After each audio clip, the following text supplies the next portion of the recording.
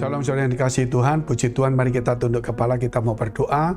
Bapa kami yang baik, Bapa yang kami kenal dalam nama Tuhan Yesus Kristus, Bapa yang kekal, Bapa yang penuh kasih dan kemurahan-Mu selalu melimpah kepada kami. Sehingga di dalam kehidupan kami kerap kali Tuhan kami mendapatkan sesuatu dan terjadi perebutan dan kerap kali kami dikalahkan atau ditipu atau kami salah sendiri. Tetapi pada akhirnya Engkau tetap memberkati, melindungi kepada kami. Sebab itu Tuhan beri kekuatan kepada setiap kami, sucikan hati pikiran kami supaya kami tetap percaya dan mengandalkan dan berlindung kepada Tuhan. Supaya kami tetap tekun, tidak pernah putus asa. Di dalam nama Tuhan Yesus memberkati setiap kami yang dalam pergumulan, dalam masalah, dan persoalan tantangan, dalam studi karir, perjodohan, keuangan, apapun juga Tuhan memberkati. Bahkan yang susah tidur Tuhan, paranoid, anemia Tuhan, apapun juga. Kiranya Tuhan memberkati semuanya, supaya mereka mengenai damai sejahtera dari Tuhan, dan yang sakit Tuhan sembuhkan. Di dalam nama Tuhan Yesus, haleluya, amin. Nah, puji Tuhan, saudara yang dikasihi Tuhan, kita hari ini merenungkan firman Tuhan dalam kitab Kejadian pasal 26, ayat 19 sampai dengan 26. Saya bacakan ayat demi ayat saja dahulu. Ketika hamba-hamba Ishak menggali di lembah itu, mereka mendapati di situ mata air yang berbual-bual airnya.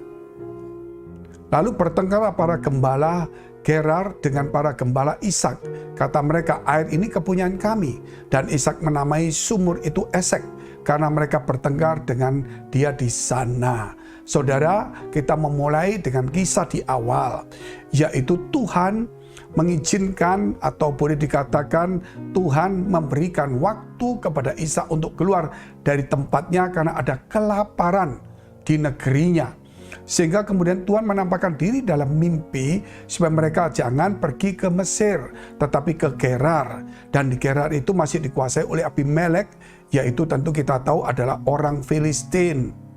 Dan kemudian Ishak di sana dan menabur pada tahun itu juga, sehingga dia menghasilkan 100 kali lipat karena Allah memberkati, Allah memberikan visi dan Ishak taat. Kemudian Abimelek berkata, engkau sekarang lebih kuat daripada kami, lebih kaya, oleh sebab itu pergilah dari tempat kami. Kemudian Ishak pergi ke Gerar situ dan kemudian dia ingat bahwa papanya dulu Abraham itu menggali sumur-sumur di tempat itu yang sudah ditimbun oleh orang Filistin. Maka dia menggalilah sumur-sumur yang pernah ditimbun itu. Akhirnya didapati sumur itu masih airnya membual-bual. Ketika airnya membual-bual, saudara, orang di sekeliling situ akhirnya menuntut bahwa itu tanahnya dia, airnya dia. Sehingga akhirnya Ishak meninggalkan, dan tempat itu ada terjadi pertengkaran antara para gembala daripada Ishak dan mereka. Sehingga Ishak menamai tempat itu Esek. Dan kemudian dia meninggalkan tempat itu dan dia menggali sumur itu kembali. Kita lihat dulu ayat 21. Kemudian mereka menggali sumur lain dan mereka bertengkar juga tentang itu. Maka Ishak menamai sumur itu Sitna. Jadi ternyata setelah itu maka Ishak itu menggali lagi sumur, saudara, yang pernah ditimbun oleh orang Filistin dan yang pernah dipakai oleh ayahnya Abraham. Dan kemudian terjadilah air itu didapati semua, terjadi pertengkaran, direbut kembali oleh orang Filistin. Maka dikembalikanlah sumur itu kepada orang Filistin, padahal Ishak yang bekerja, yang menggali semuanya. Maka tempat itu disebut Sitna. Apakah Ishak itu putus asa? Apakah dia mau berhenti sesuai dengan janji Tuhan kepada dia bahwa jangan pergi ke Mesir, pergi ke tempat yang aku tunjukkan, dan karena aku akan memberkati engkau. Ternyata memang sudah diberkati 100 kali lipat lebih kuat. Tapi apakah berhenti? Tidak.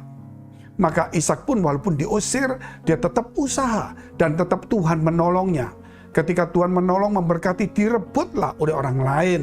Akhirnya dia kasihkan, dia ambil lagi, direbut oleh orang lain. Apakah Ishak marah? Tidak, saudara. Itulah ciri-ciri orang yang sungguh-sungguh mengikuti visi Tuhan. Walaupun ada gangguan, tapi Tuhan memberkati.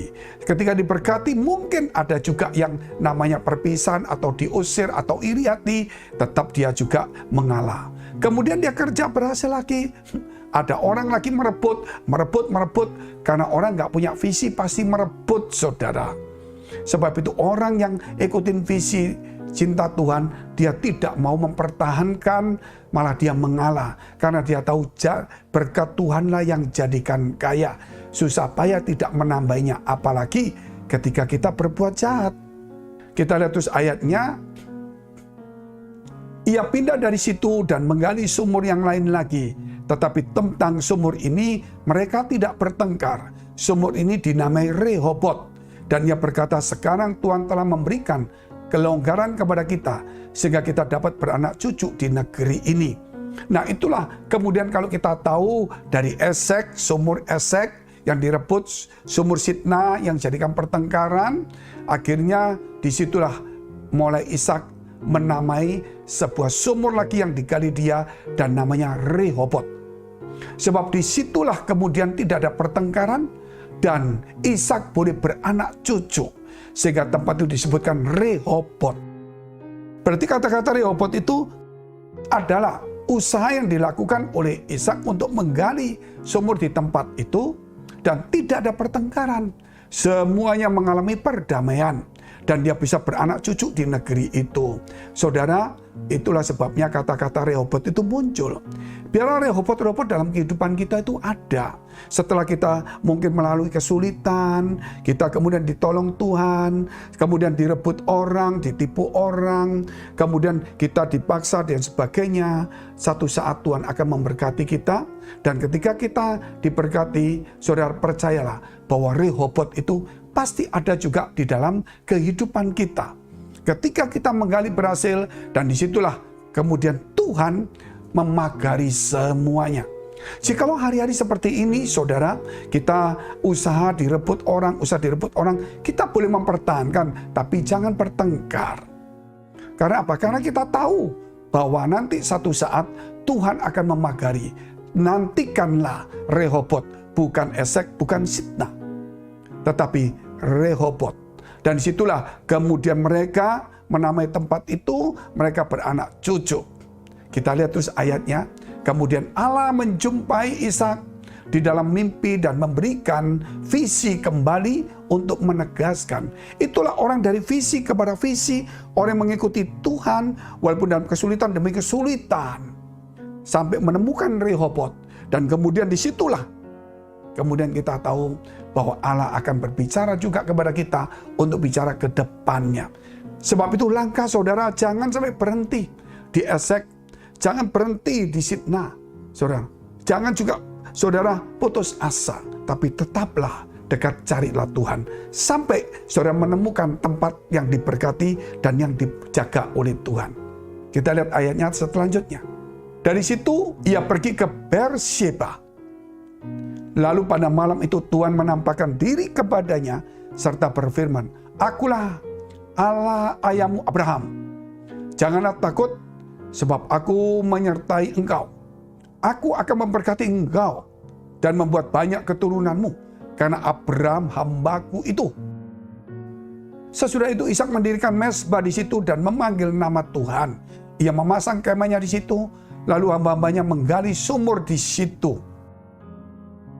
Datanglah Abimelek dari Gerar mendapatkannya bersama-sama dengan Ahud, sahabatnya, dan Pikol, kepala pasukan. Dari sini kita melihat saudara, ternyata Tuhan memberikan visi, menjaga, melindungi, memagari, membuat banyak keturunannya karena satu. Bukan hanya Ishak taat, karena ayahnya Abraham yang taat. Oleh sebab itu hari ini, biarlah kita juga menjadi Abraham kecil, supaya anak-anak kita kemudian saudara dipelihara Tuhan karena hubungan kita dengan Tuhan yang akrab. Maka disitulah kemudian Ishak ketika dia mendapatkan visi dari Tuhan, janji dari Tuhan, maka dia mulai memanggil nama Tuhan. Kenapa kita memanggil nama Tuhan Yesus? Saudara, disitulah perjanjian kita bahwa dia akan menyertai, memberkati kita. Berjuanglah terus, Jangan berhenti di tempat pertengkaran, tetapi hiduplah damai, dan disitulah Allah memberkati kita. Mari kita tunduk kepala kita berdoa. Bapa dalam surga, yang kami kenal dalam nama Yesus, terima kasih Tuhan, terima kasih. Memberkati, menyucikan setiap kami. Di dalam nama Yesus Kristus, kiranya Engkau memberkati, menguatkan kami semua. Mari saudara, engkau yang dalam pergumulan, dalam masalah, apapun persoalan yang sulit, sangat sulit, jangan putus asa, tetaplah percaya bahwa Tuhanmu sedang menuntun langkahmu untuk menemukan tempat yang memang Tuhan telah sediakan. Dekaplah kedua tanganmu di dadamu. Dan jika engkau sakit, tumpangkan tanganmu bagian sakit. Di dalam nama Yesus, jadilah sembuh, jadilah pulih. Biar berkat Tuhan turun kepadamu, damai sejahtera kasih. Biar engkau diberkati sampai kepada keturunanmu. Di dalam nama Yesus, haleluya, amin. Jikalau saudara masih membutuhkan pelayanan doa dan konseling, silakan hubungi nomor yang tertera. Tuhan Yesus memberkati.